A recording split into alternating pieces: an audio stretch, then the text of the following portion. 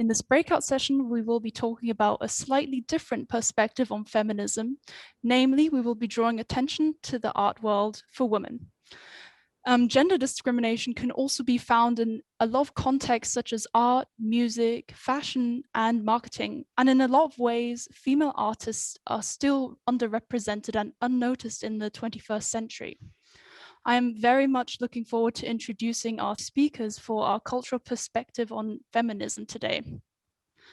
First of all, I would like to introduce Christina DALETSKA. She is a classical singer, a human rights activist, and an official ambassador for Amnesty International in Switzerland and Art for Amnesty.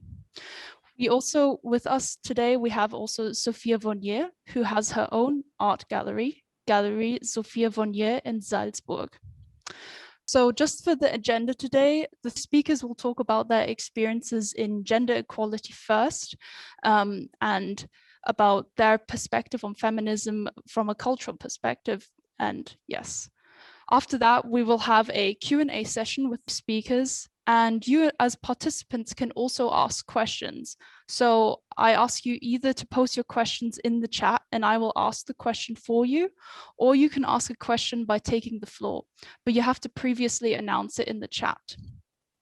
So I would very much like to start off with Christina DALETSKA. I warmly welcome you. And yes, the floor is yours. Thank you. Dear audience, dear Diplomatische Akademie Wien, thank you so much for inviting me to speak. I'm delighted and honored to be here with you today, particularly when addressing one of the most important topics of all times. It is superfluous to say that women's equality rights and human rights are synonymous and far too often are treated as two separate issues. You probably know that around 70% of the world's poor are women. In my profession as an international soloist and a classical singer, I have the great privilege to have probably never been the victim of gender-based inequality. Yet in my field, as in most, we encounter some scary facts.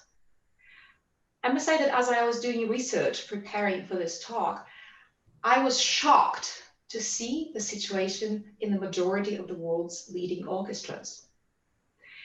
In the Vienna Philharmonic, currently around 10% of the players are women. In Berlin Philharmonic, around 15%. The situation in most of the other European countries, such as France or Italy, is not much different. And where women do get employed, let us have a look at how frighteningly few of them make it up to the position of a leader or a section leader, which is an equivalent of a managing or directorial post in a company. We see the clear and sad correlation between gender and prestige. So the smaller and less well-paid the orchestra, the more women we tend to find in it in leading positions.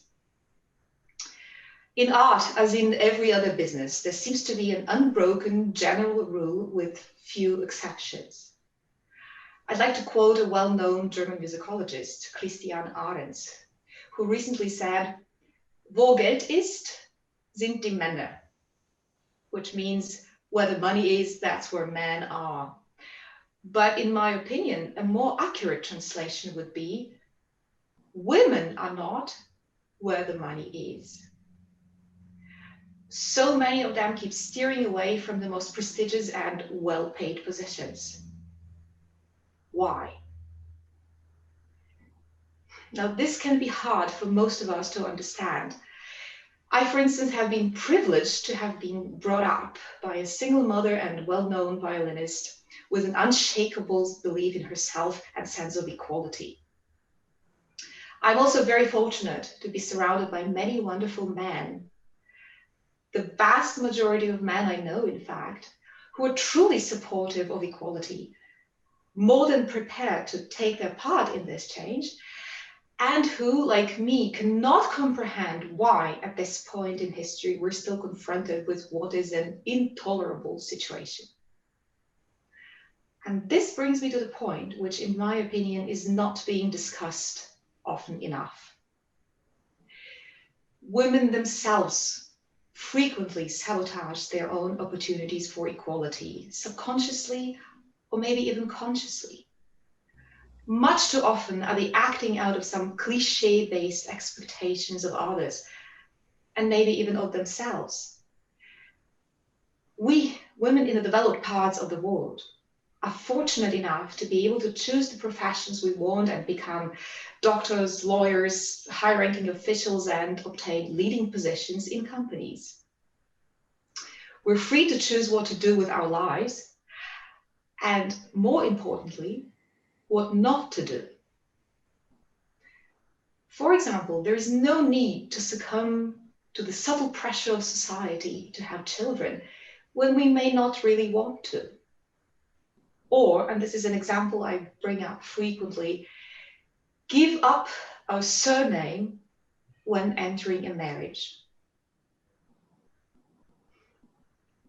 Now, what is the deep reason for doing so? Why are women prepared to relinquish their name, their identity? I pose this question frequently, and in most cases, the responses of those women have been defensive and almost aggressive. It is as if they were their own worst enemies, as if they just couldn't part with the history of sacrifice. They make decisions against their own career development in order to stay home with children, and obviously, decades later, they're much more likely to end up disadvantaged financially and emotionally.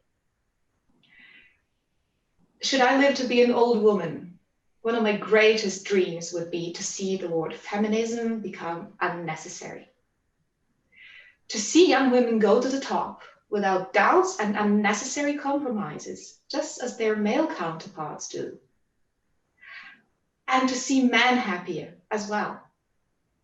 Finally being able to profit from the many benefits of equality, like having time to be there fully for their children and not being pressured to prove themselves in a way that those old-fashioned cliches of the past would have expected of them. In 1916, the New York writer Floyd Dell wrote, "Feminism will make it possible for the first time for men to be free." 105 years later, I appeal to women. Do not conform to traditional antiquated beliefs anymore. Do not give up your name, your career, or your dreams. And this is the only way all of us, women and men, can finally achieve freedom. Thank you. Thank you very much, Christina DALETSKA. Thank you very much for being with us today. We actually have a question for you from the audience, from Natalie Piotrovich. Natalie, would you like to take the floor? Yes, thank you. Regarding the beginning of your speech about the female representation in orchestras, I read a study that blind auditions actually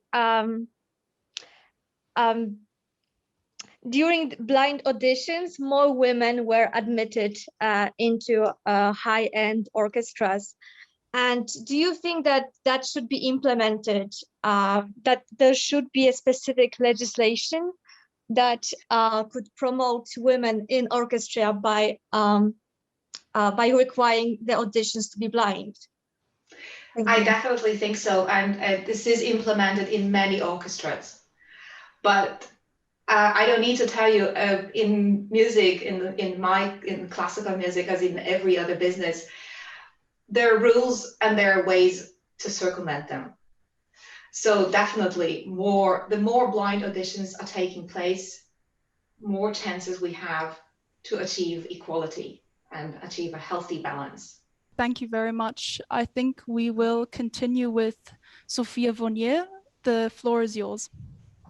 Thank you so much for having me today. When I got the request for this talk, I was 100% sure I'm going to do this.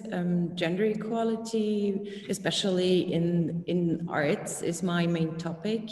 I studied art history in Salzburg, and during my studies, I did a lot of internships and had a lot of jobs. And I experienced like the imbalance of the genders in arts myself. So I just experienced how many male painters are exhibited. I worked for an art dealer, and he worked with classical modern paintings mainly. And I saw like there are almost no female painters he represented. And I thought for myself, if we want to change art history, we have to do it now, because now we are creating tomorrow's history. And so I opened my gallery in Salzburg with a main focus on female painters. It's not that I want to only exhibit female artists, but it's like 80% female artists and 20% male, just not to disregard the male talent.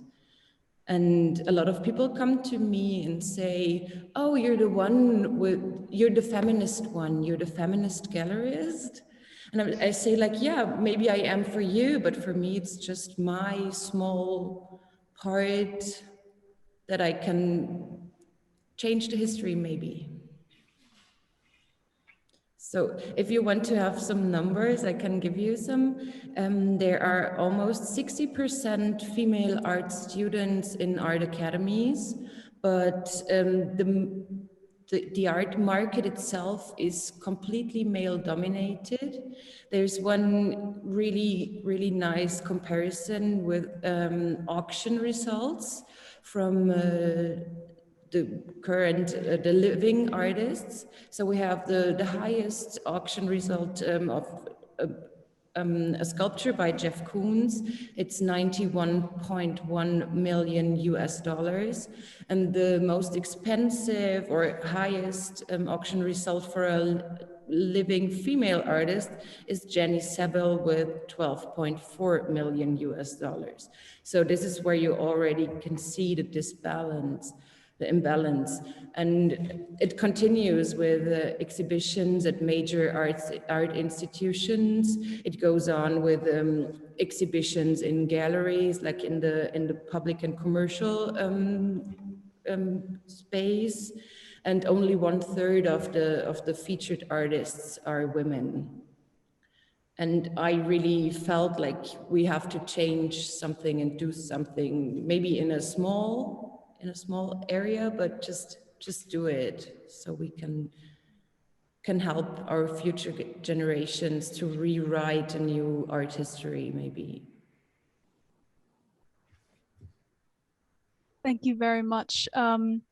Our students are also interested in how, first of all, thank you for your presentation. Our students are also interested in how you can advocate for this gender equality in the art world. Do you have any ideas, for example, how we could possibly change this? It's mainly about visibility, giving female artists visibility in my case, in a commercial space, but also trying to bring them into institutional exhibitions to promote them.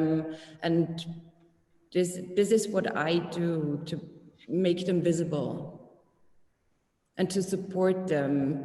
A lot of female artists, and I think this is the same in music and theater. So if an artist is pregnant, a lot of, they're not present, and they have no visibility after a child is born. And this is where I say this does not matter at all. So an artist is an artist, as a mother or not a mother. So this is really important for me, that I support also female artists that have children.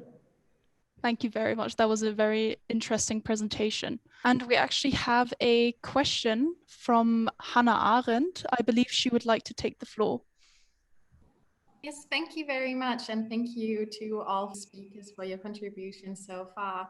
So I would actually like to talk about stereotypes, since Ms. DALETSKA already mentioned stereotypes about women.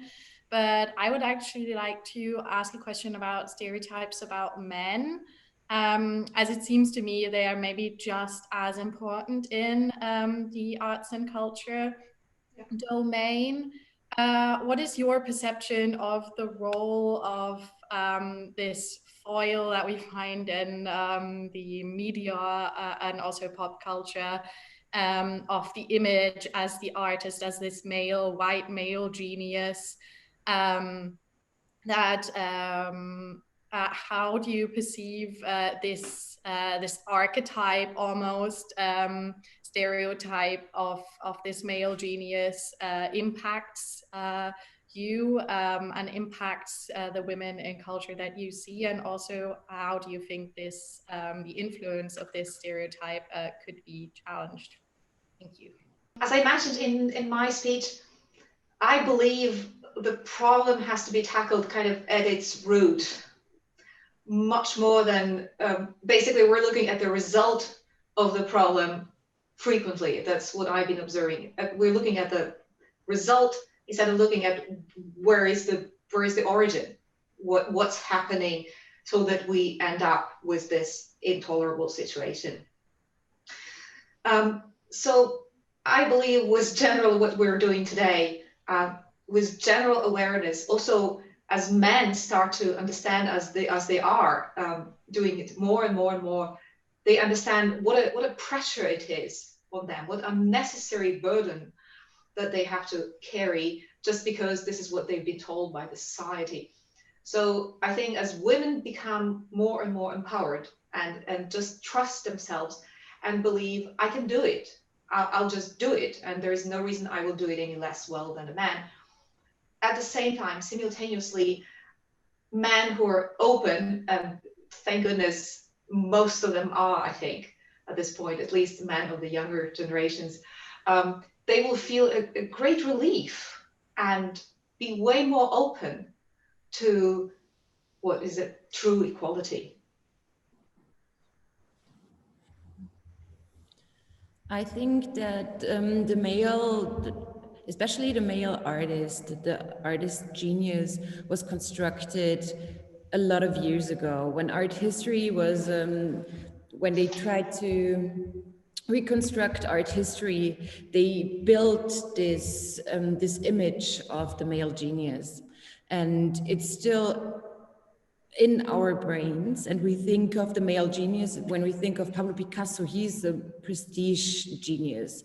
But I think when you think of a female painter, for example, Maria Lasnik, she was a genius as well, but she never lived like Picasso did. He was really living and enjoying his life, and Maria Lasnik worked really, really hard all her life. Same as Louise Bourgeois, there were women without kids. So this is, the male construct is dominant because they relate more to the normal way men like to live. When it's a female genius, she's separated from society, kind of. And what I learned the last days, what I'm really thinking of these days is when a woman is really doing her thing, she's a power woman. We talk of, in German, we say like Powerfrau. But have you ever heard calling a woman or a man, another man, a power man? So we include like, she's something special, she's a power woman, and there are no power men. So this is quite ridiculous, and we should really have a different approach, because a genius is someone talented, dedicated to their work, and it's not about the male or female genius. We actually have a few more people who would like to ask questions. First of all, Melanie Kulata, I think you would like to take the floor. First of all, thank you for taking my question. And again, thanks for organizing this wonderful conference. I've only been here for about a few weeks in Vienna, and I wanted to ask, coming from an outsider, how has the Me Too movement influence women in the arts, as you probably have witnessed in all over the world and also in the US news, that women, the Me Too movement have, come from all women from all over and also from different sectors. And I just am wondering what your thoughts are and what your experiences are when this phenomenon happened, and if it has ever reached out Austria. Thank you for taking my question. So I think it was a really necessary thing to happen, to talk about harassment and also abuse in public. What I experience in the gallery sector and also the institutional sector is that people are really afraid to talk. So I'm in a sector where people really don't talk about it. It's all like it's not public. There was one public letter to a really famous gallerist, but also the media did not really pick it up, and there was nothing public about it to find. So I'm still waiting for this to happen, but women speaking up will need some more time, because I hear a lot of stories, but no one wants to go public because they think of their reputation still, and they are afraid to speak up.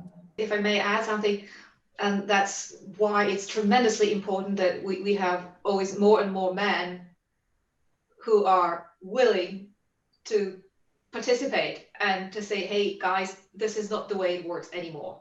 And in my experience, the vast majority of men are absolutely for it. And it's almost a rarity to find someone, at least in my field, to find someone who would dare, so-called dare, and I think they're quite honest about it, to speak or act otherwise. And that's one of the most surprising things we see outwardly. Like there's just big, actually we're ready for this change. So why is the change not happening? So I think one of the main keys is also just better collaboration between women and men. So it's not like we're against you and you're against us, but we're all together. We're together. We're for you and you're for us, and that would be a great help. Thank you very much. We also have another person who would like to speak. Olivier Heldwein, would you like to take the floor? Thanks to all of you for this very, very interesting insights. And I would have a question about the very conservative image we have of at least classical music. And I guess this is also true for theater. And because of history, we have only all the big role models, at least in classical music, all the composers, maybe except from Clara Schumann, are male. And I would just like to know how you see this, how we can counter this problem, because classical music is much more than just Mozart. But in our perception, this is not the case. And also in the audiences, we have a big, the generation divide is enormous. And if I go to a concert, I lower the average by 10 years. But so what do you see about the future of classical music and maybe also classical theater or arts that can be done to change this, to give role models and to get away from this conservative to a progressive and more creative way of thinking? Well, first of all, I'd like to say that it is changing. We in modern and classical contemporary music, we have more and more wonderful female composers, and I must say the equality in that part of classical music is really catching up. So we see a huge progress being made. We're not nearly close to any kind of fair half 50-50 percentage, but we're moving in the right direction. And generally, the way to tackle the issue is, I think, basically our society tends to, we enjoy the benefits of being able to be together today, even though we're not able to be together. So we're very much living what the present moment is offering us, and we're grateful for it mostly, and we enjoy the benefits. And yet this kind of reptilian part of the brains tends to think about, yeah, but what's the role model? And there was Bach, Beethoven, and Mozart, so there must be great guys there today, and there we don't have a great woman, so this is probably the way it is. So for me, it's how shall I put it? It's just logical thinking. We're not living in the past. We're not there now. We see, we fly around the world and we have internet, and here we are all together. In the same way, the world has changed. It's not what it was before. And we're fortunate. We're so lucky that it's not what it was then. So why don't we embrace the differences and what might be slightly inconvenient for the brain of some of us to say, let's be here today, present and future, and that's what really counts. We are about to have to end, unfortunately, but I have one more last question. This is from Antonina Kaneyava, and she says this one is specifically to Sophia, and she's interested in your positions from an empowered position and what it's like. And I think that we can also use this question as a kind of wrap up, that you can tell us how it is in your position.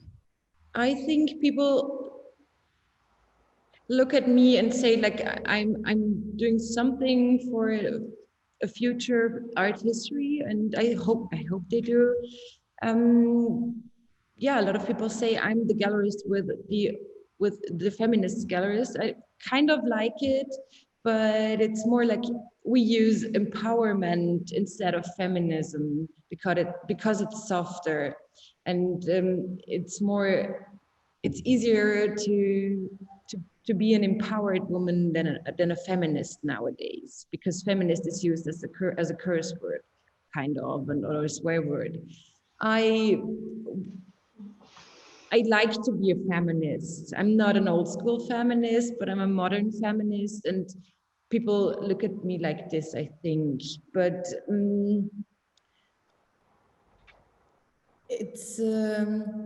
I'm surrounded by feminists, by strong women, entrepreneurs doing their things. So I'm also empowered. I'm empowered by women, and I'm empowering women. So it's just how you socialized with other people. I'd like to finish with perhaps just a few sentences. As an official ambassador for Amnesty International, as I said in my speech, women's rights and human rights, it is really the same thing, that there is no difference.